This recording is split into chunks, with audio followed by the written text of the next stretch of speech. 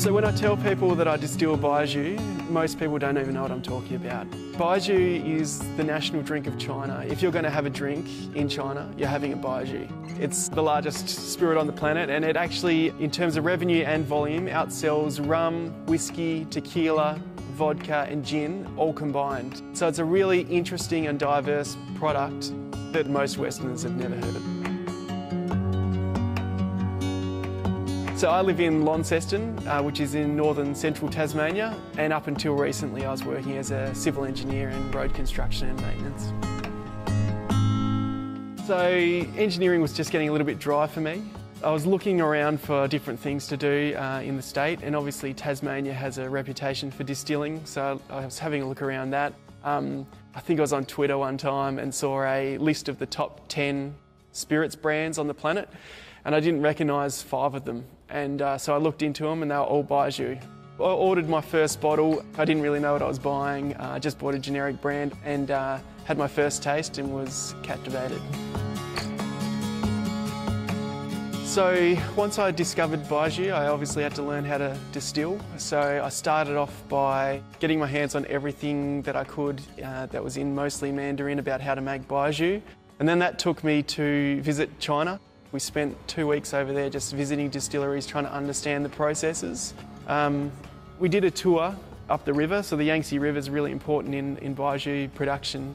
You know, hundreds or thousands of factories down the banks of the river. And I said to our contact, I said, what are all these other guys doing? And he said, oh, they're all making baijiu. There's over 2,500 distilleries sitting on the river in this town. So that was when I knew it was bigger than I imagined.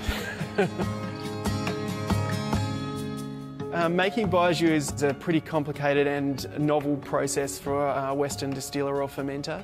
The first product that you need to make is called chu. We believe we're the first people to make chu outside of China. And so chu is effectively the inoculant. It's got a yeasty profile and a microbiotic profile, and you achieve that through basically sending grain mouldy. And then the main process is the fermentation. So red sorghum is the main grain. We've got the still, which steams the grain and softens it. Then we cool that grain down, we add chu to it, and then we put that into a fermenting bin. We let that ferment for 45 days, and then we remove that grain and then run it through our still, and steam runs through the grain, strips the alcohol off the grain, goes into the line arm, into the high flow condenser, and alcohol comes out.